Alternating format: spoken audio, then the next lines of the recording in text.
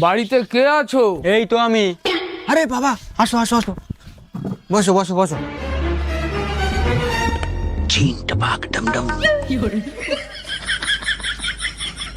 তোমার বাড়ির 50 ফুট নিচে প্রচুর সোনাদানা রয়েছে। কি বলছো বাবা?